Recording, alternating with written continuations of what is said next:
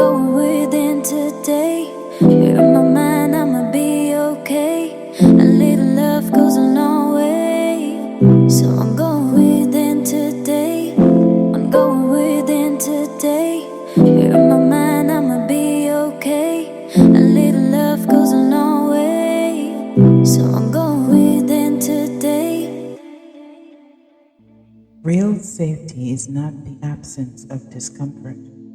It's knowing you can stay with yourself through it. Greetings, my beautiful inner workers. I want to start this episode with something I think many people feel but rarely know how to explain. Have you ever technically been safe? However, you didn't feel safe? Maybe no one was hurting you. Maybe nothing bad was actively happening. Yet your body stayed tense. Your mind kept preparing for a disaster. You replayed conversations from the past. You anticipated rejection. Maybe you overthought that one text message that rubbed you the wrong way. You struggled to relax even during peaceful moments. And maybe, just maybe, you told yourself, "What is wrong with me?" And then you answer, "Nothing." Because safety isn't only a physical thing, safety is emotional. It's psychological, it's physiological, and it's spiritual. And a lot of us learned how to survive life, right? Without ever learning how to feel safe inside ourselves. And that distinction, well, it changes everything. Because if internal safety is absent, you can carry anxiety into healthy relationships, suspicion into loving spaces, hypervigilance into peaceful moments. And you can build a beautiful life externally, while internally still feeling like danger is always nearby. You're listening to the Going Within podcast with me, your host, Sheena C. This is a space for self-awareness, for healing, and learning to actually trust your own inner voice. Okay, so today we're talking about internal safety, what it actually means, okay? And why so many people tend to struggle with it.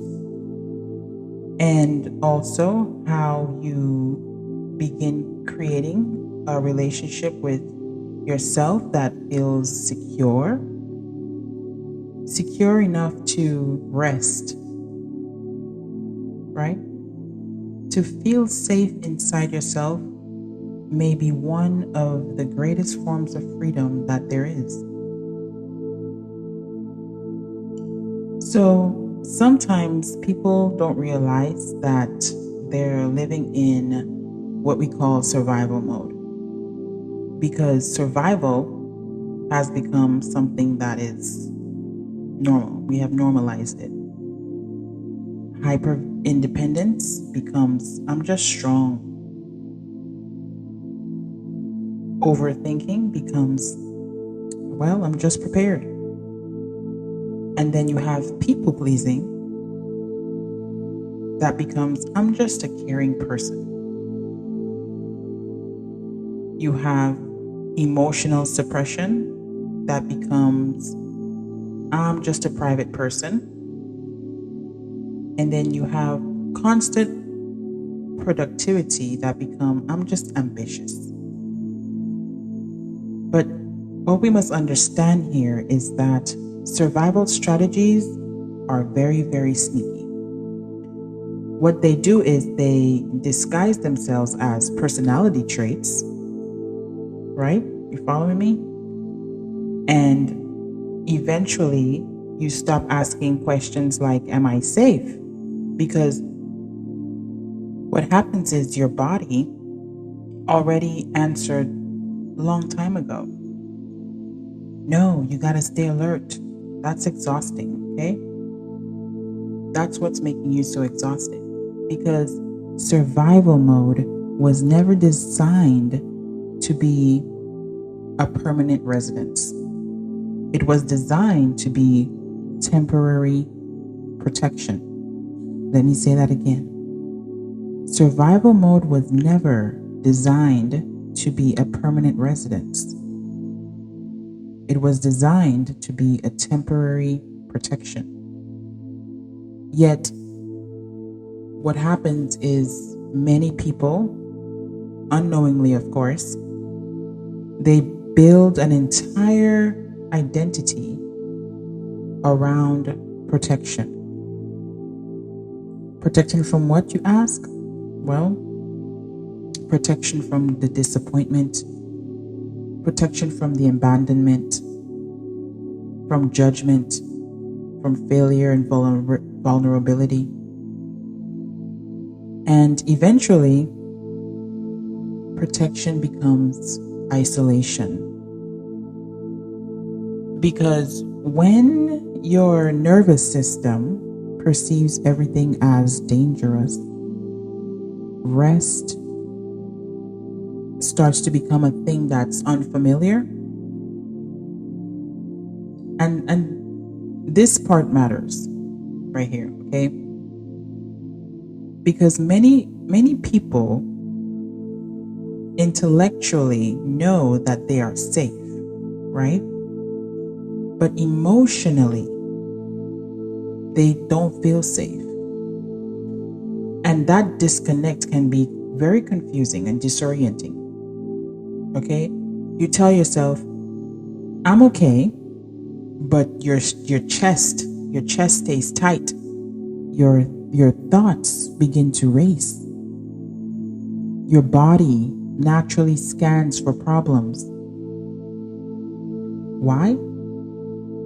Because the body learns through repetition, not only logic. And that's something that we must grasp and try to understand. You cannot reason your nervous system into trust overnight. It doesn't happen that way. Safety is something that you experience, and it has to be something that you experience repeatedly, gradually, and consistently. And what that means is feeling safe inside yourself often involves teaching your body something new. Teaching your body that calm is not danger, right? You got to reverse everything, basically. That stillness is not danger. That making mistakes is not danger. That programming,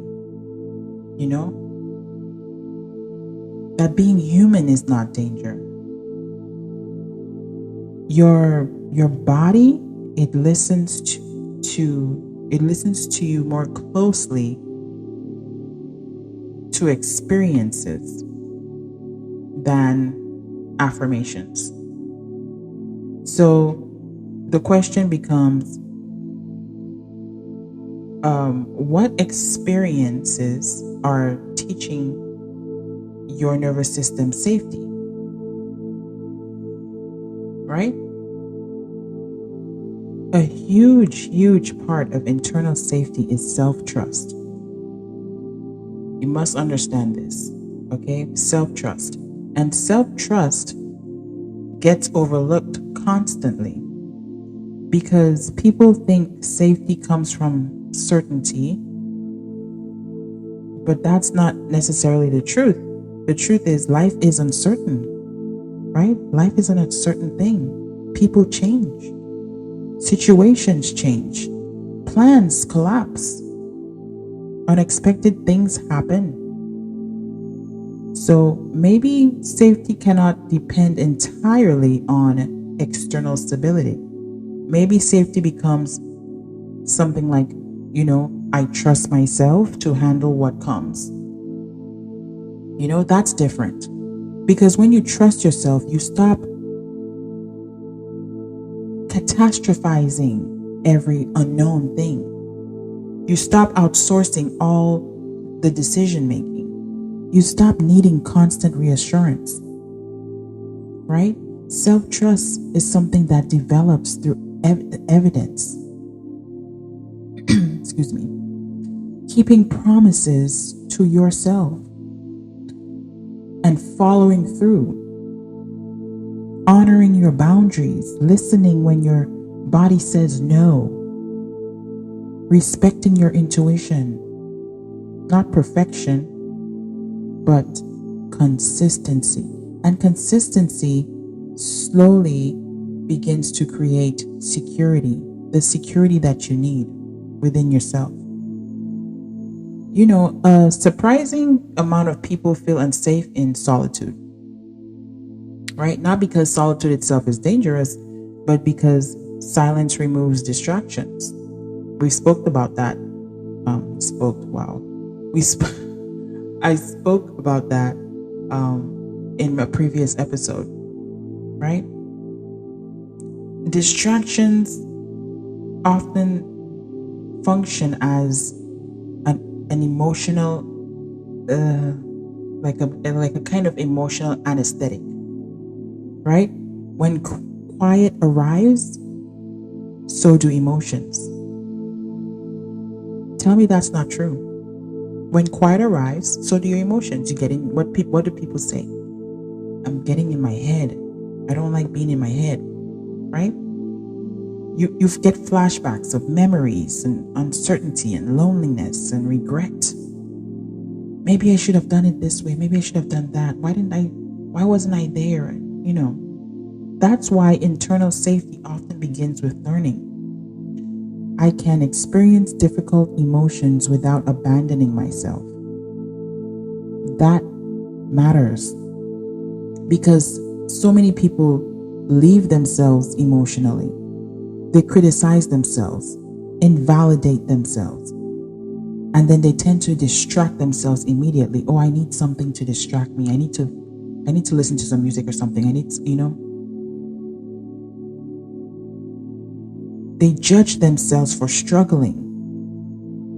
Safety grows when your inner dialogue changes, right? We got to change that inner dialogue. Instead of what's wrong with me, maybe you should try something like, what do I need right now?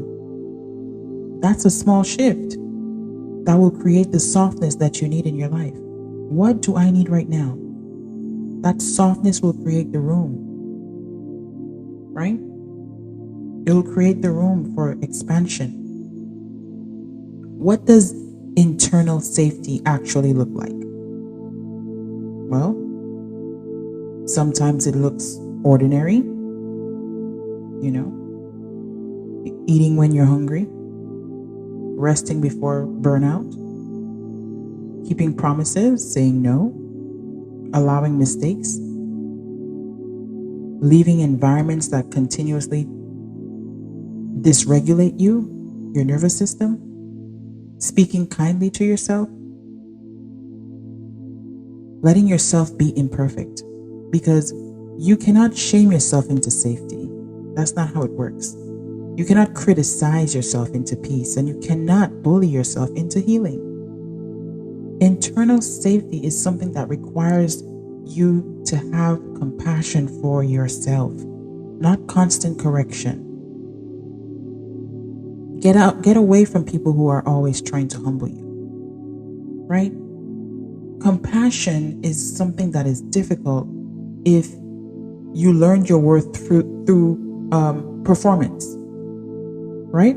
Oh, I gotta do this, I gotta be this way in order for me to be accepted, in order for me to be a good person, in order for me to be somebody that everybody wants me to be. But what happens when you do that is slowly but surely you begin treating yourself less like a project, right? And more like a person. When you practice compassion, that's what's going to change everything. And this part is something that it surprises people, because sometimes safety can be very boring, right? If chaos was something that was familiar to you, well, peace initially, it's going to feel empty. You'll be like, what the hell is this? I'm used to toxic. I'm used to toxicity. I'm used to chaos, right? So peace is going to be like, oh, what is this peace that I'm feeling? What is this peace you talk of? You may unconsciously begin to seek intensity, because intensity and chaos is something that's recognizable to you. And this is why some people tend to recreate it, the chaos in relationships and things of that nature, right? Because the nervous system often mistakes familiarity for safety. So if calm is something that feels uncomfortable, that doesn't necessarily mean calm is wrong, right? Think about it. It may simply mean that your body is just adjusting. Okay? So it's okay. It's okay to give yourself permission to acclimate, because healing often feels strange before it feels natural. That's part of the process. When you're working out in a gym, right? You want to gain muscle mass, right? There's a process you have to go through. It's not something that happens overnight. It's the same thing. What do? Well, you have to go consistently to the gym. First of all, you have to be consistent. It's something you have to do for most of your week. 5 days a week, right? Sometimes even 6, 1 day off, right?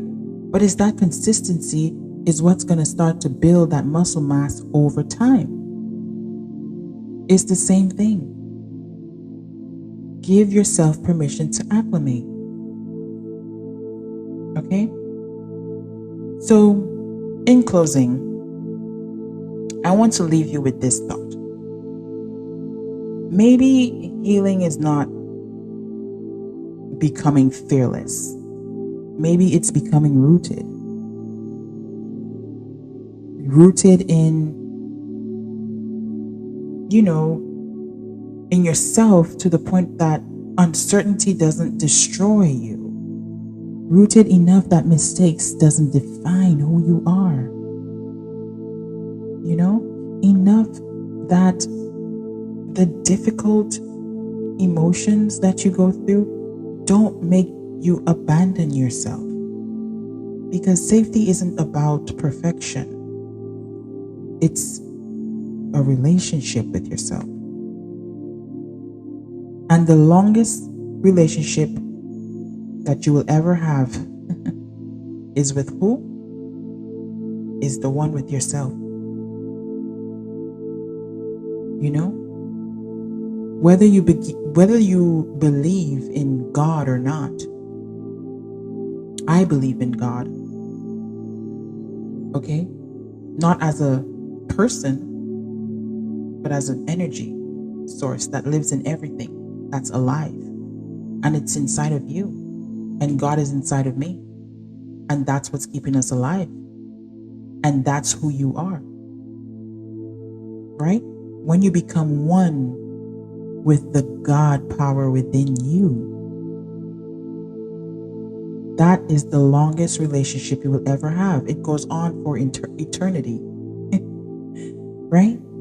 So maybe the goal isn't controlling everything around you. Right? Maybe the goal is simply becoming someone your own nervous system trusts. someone that your heart can rest with, someone that your inner child can exhale around, someone that you no longer have to protect from yourself, right? You stop searching for home everywhere else. You stop. You realize that you've been building it within you the entire time. Okay? So be gentle with yourself. Okay? No judgment. But sit with this message and search your own heart and find out, why is it that you don't feel safe within yourself? Okay? So that's it for today, guys. And before I go, I would like to ask for your help with the podcast, by liking and subscribing on whatever platform that you're listening on. Please don't forget to leave a comment, like, share. Okay? This helps us to spread the awareness and reach the people who needs to hear it. Okay?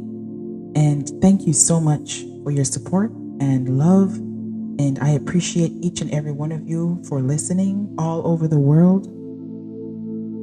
And I'll talk to you in the next episode, okay? Stay safe, stay positive, stay healthy. I love you, and namaste. Ciao. I'm going within today. You're in my mind, I'ma be okay. A little love goes a long way. So I'm going within today. I'm going within today. You're in my mind.